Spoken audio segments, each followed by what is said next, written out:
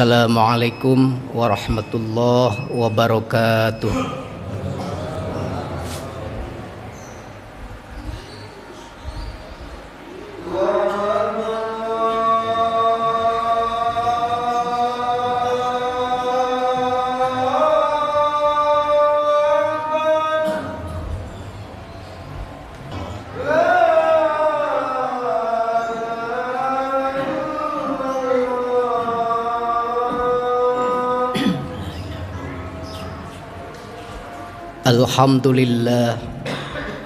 Alhamdulillahilladzi an'ama alaina bi ni'matil imani wal islam. Asyhadu an la ilaha illallah wahdahu la syarikalah wa asyhadu anna Muhammadan abduhu wa rasuluhu la nabiyya ba'dah. Allahumma passalli wa sallim wa barik ala hadzal nabiyil karim Sayyidina Muhammadi wa ala alihi wa ashabihi wa man tabi'ahu bi ihsanin ila yaumil qiyamah, amma ba'd. Faya ayuhal hadirun, ittaqullaha haqqa tuqatihi wa la tamutunna illa wa antum muslimun. Faqala Allah ta'ala fi kitabihil karim, a'udzu billahi samii'il alim minasyaitonir rajim. Wa tazawwadu fa inna khairaz zadi taqwa wattaquni ya ulil albab. Shadaqallahul azim wa sadaqar rasuluhun nabiyul karim wa nahnu ala dzalika minasyahidina wasyakirin walhamdulillahi rabbil alamin. Hadirin ahli Jumat yang sama-sama mengharap ridho dan maghfirah Allah Subhanahu wa taala, tidak henti-hentinya marilah kita untuk bersama-sama memanjatkan puji dan syukur kita kehadirat ilahi Rabbi Allah Subhanahu wa ta'ala, Allah yang maha pelimpah rahmat, Allah yang maha penabur barokah, Allah yang maha ghafurur rahim. Atas izinnya Allah, alhamdulillah, pada kesempatan Jumat hari ini Allah Subhanahu wa ta'ala masih memberikan begitu banyak kenikmatan kepada kita, nikmat iman, nikmat Islam, disertai tentunya dengan nikmat kesehatan, sehingga kita dapat melaksanakan salah satu kewajiban kita, yakni ibadah sholat Jumat. Tak lupa juga salawat beserta salam semoga senantiasa tetap tercurah dan terlimpah selalu keharibaannya baginda kita Nabiullah Muhammad sallallahu alaihi wasallam.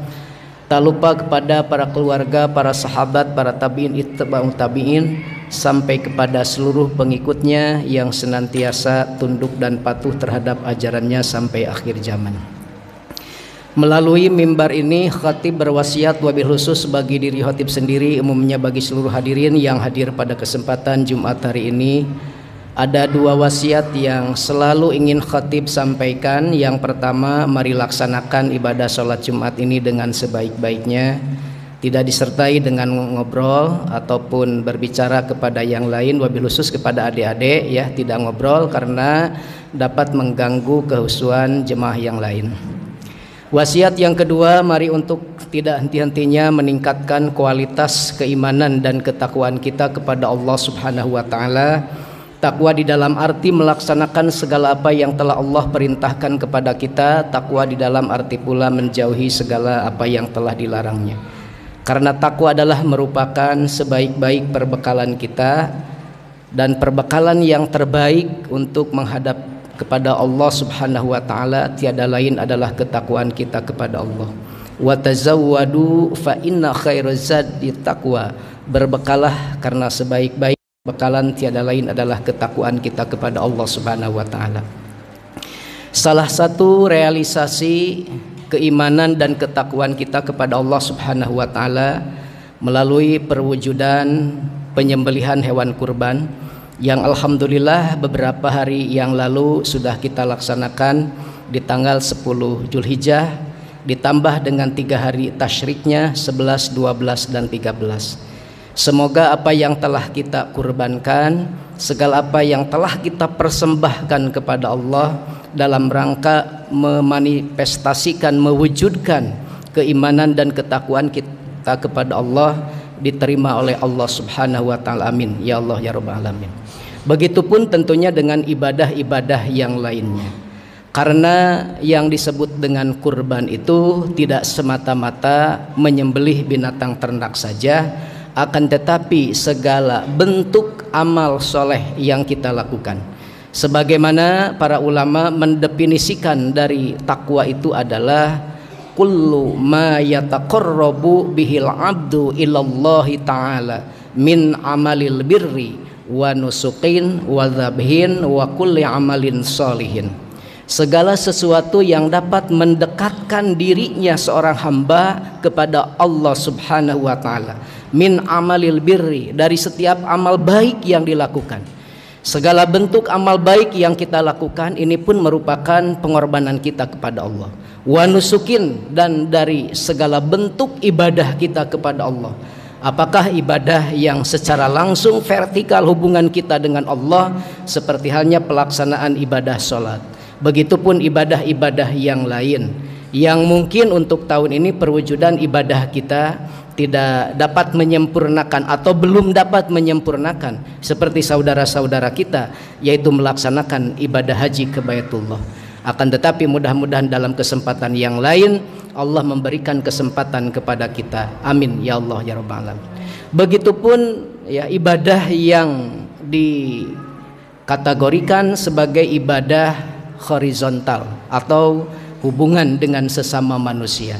Alhamdulillah perwujudan ketakwaan kita kemarin di hari raya Idul Adha, menyembelih binatang ternak, kemudian kita bagikan ya daging-dagingnya dengan harapan dan tujuan kalau di bulan atau di 1 Syawal ya Idul Fitri kita membagikan dalam bentuk beras supaya fukara ataupun masakin yang membutuhkan secara karbohidrat mereka terpenuhi. Dan kemarin pada saat pelaksanaan hewan kurban, semoga protein dan lemaknya pun mereka terpenuhi sehingga jiwanya semakin kuat dan bisa beribadah kepada Allah Subhanahu wa taala. Kemudian di dalam definisi tadi ya segala sesuatu yang dapat mendekatkan diri kita kepada Allah dari amal baik yang kita lakukan, kemudian ibadah yang kita kerjakan, wadzabhin, dan penyembelihan binatang, alhamdulillah sudah kita tunaikan. Dan binatang yang kita sembelih sekali lagi tidak akan sampai kepada Allah. Darah, daging ya dan kulitnya itu tidak akan sampai kepada Allah, akan tetapi yang sampai kepada Allah itu adalah derajat ketakwaan kita kepadanya. La yanalallaha luhumuha wala dima'uha walaki yanaluhut taqwa minkum. Semata-mata daging dan darahnya itu tidak akan sampai kepada Allah. Yang sampai kepada Allah tiada lain adalah derajat ketakwaan kita kepadanya. Wa kulli amalin sholihin, dan setiap amal soleh yang dilakukan. Jadi amal soleh yang kita lakukan ini pun adalah merupakan bagian dari kurban kita kepada Allah.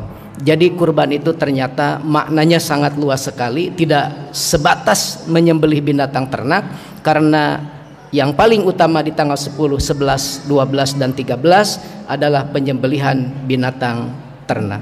Hadirin yang sama-sama mengharap ridha dan maghfirah Allah Subhanahu wa taala. Yang menjadi pertanyaan kita, Idul Adha sudah berakhir dengan hari tasyriknya.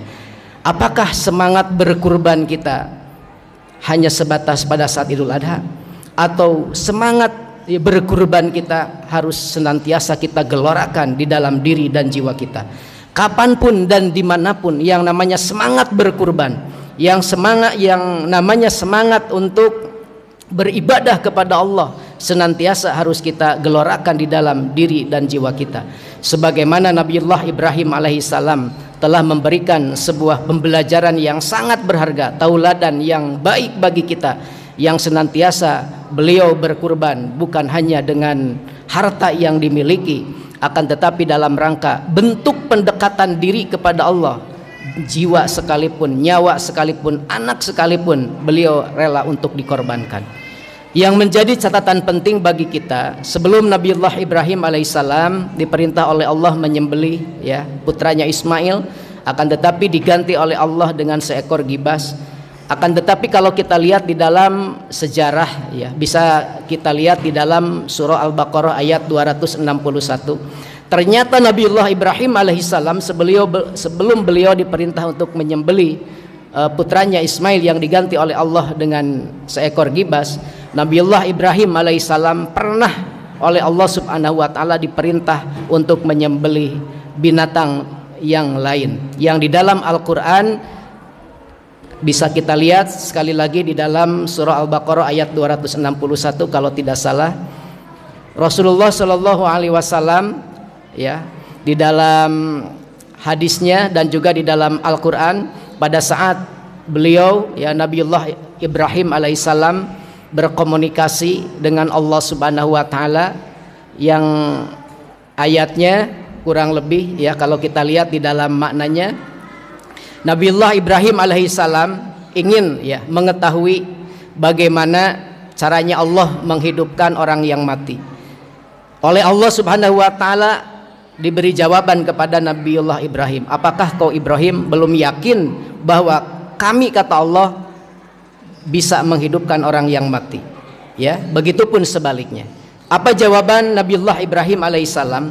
Ternyata jawaban Nabiullah Ibrahim alaihissalam bukan berarti tidak beriman, bukan berarti tidak percaya kepada Allah.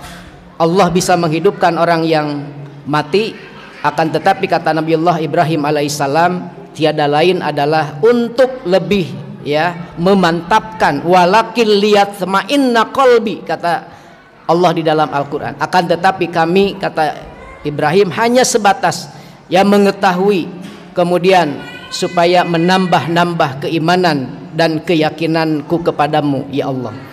Kata Allah subhanahu wa ta'ala di dalam Al-Quran ya ayat tersebut, fahud arba'atam minat toir, silahkan kau Nabiullah Ibrahim alaihissalam, kalau bahasa kita belum yakin, belum percaya kepadaku bahwa aku bisa menghidupkan orang yang mati, ambillah 4 ekor burung.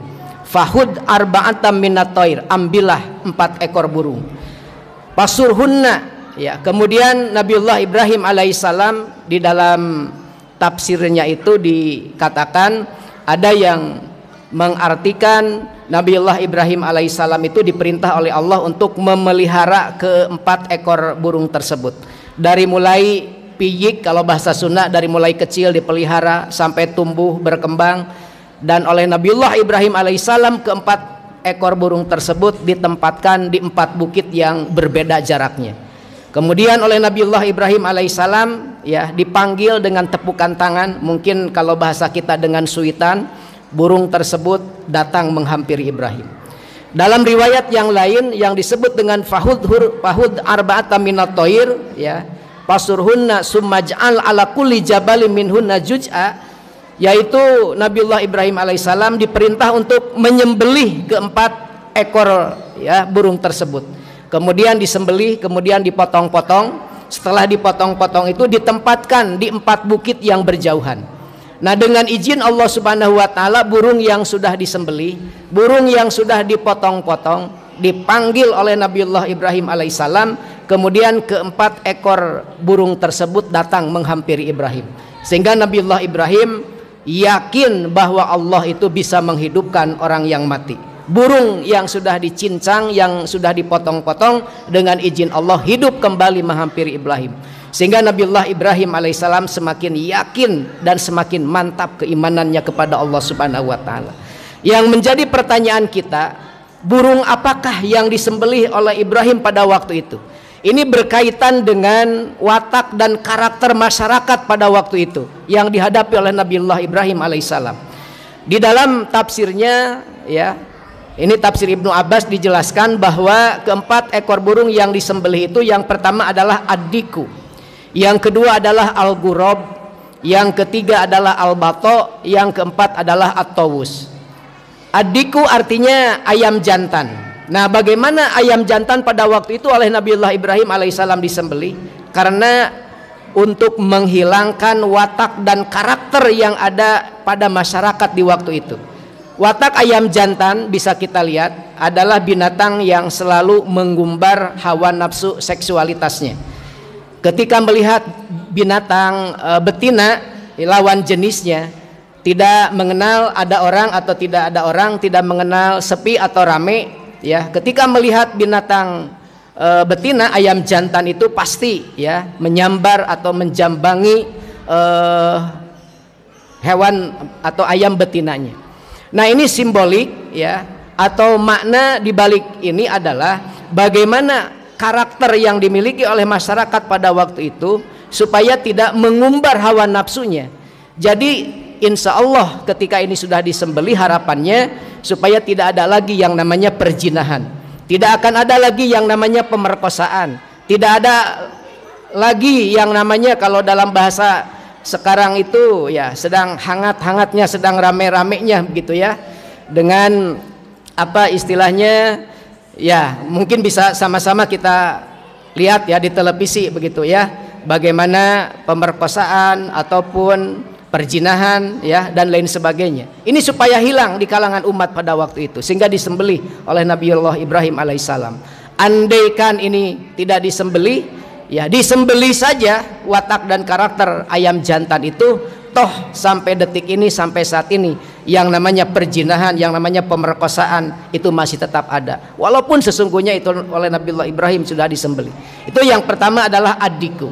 Yang kedua adalah al-ghurab. Al-ghurab itu artinya burung elang.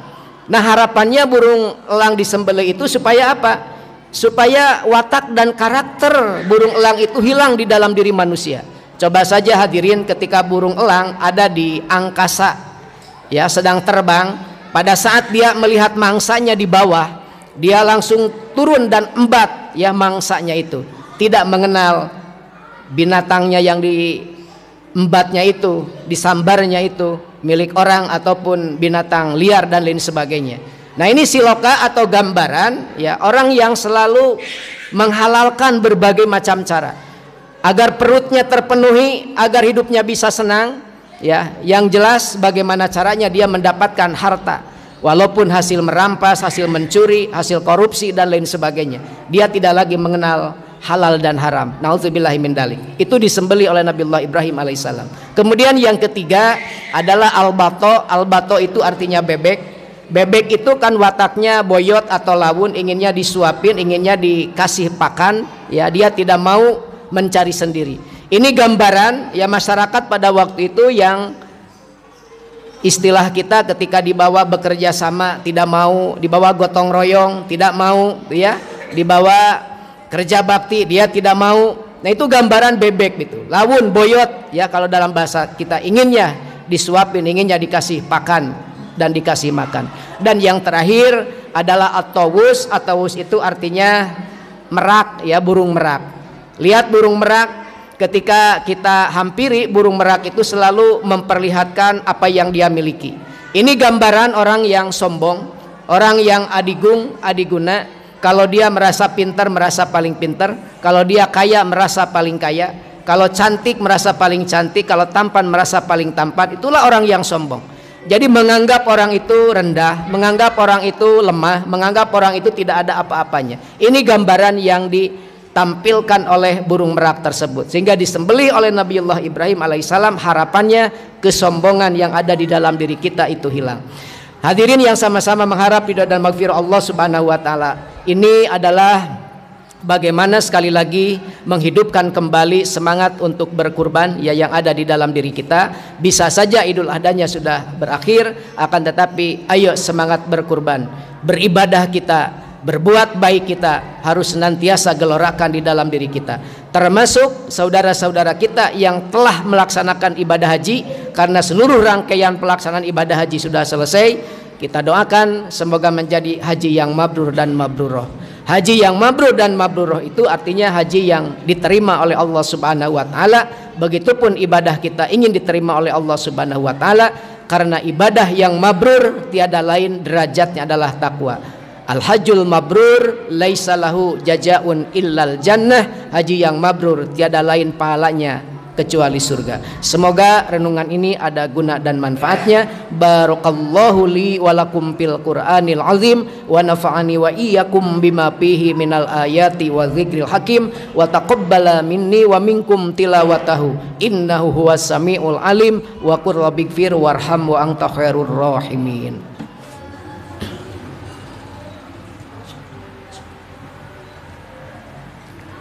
Alhamdulillah Alhamdulillahi wa kafa, wassalatu wassalamu ala nabiyil mustafa wa ala alihi wa ashabihi ahli sidqi wal wafa. Asyhadu an la ilaha illallah wahdahu la syarikalah wa asyhadu anna Muhammadan abduhu wa rasuluhu la nabiyya ba'da.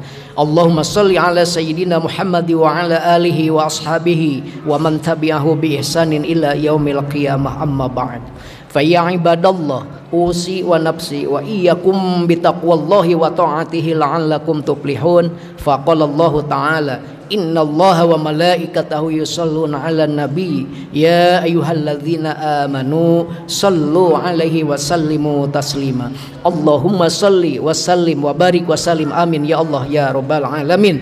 Allahumma ighfir lil mu'minina wal mu'minat wal muslimina wal muslimat al ahya'i minhum wal amwat innaka sami'un qaribun mujibu da'wati wa qadiyal hajat. Rabbana zalamna anfusana wa illam taghfir lana wa tarhamna lanakunanna minal khasirin. Rabbana hab lana min azwajina wa dhurriyyatina qurrata a'yuni waj'alna lil muttaqina imama. Rabbi ij'alna muqimas salati wa min dzurriyyatina rabbana wa taqabbal du'a. Rabbana atina min ladzunka rahmah wa hayyi lana min amrina rasyada. Rabbana atina fid dunya hasanah wa fil akhirati hasanah wa qina adzabannar. Subhana rabbika rabbil izzati amma yasifun wa salamun alal mursalin walhamdulillahi rabbil alamin. Aqulu qouli hadza wastaghfirullaha li wa lakum. Aqimis shalah.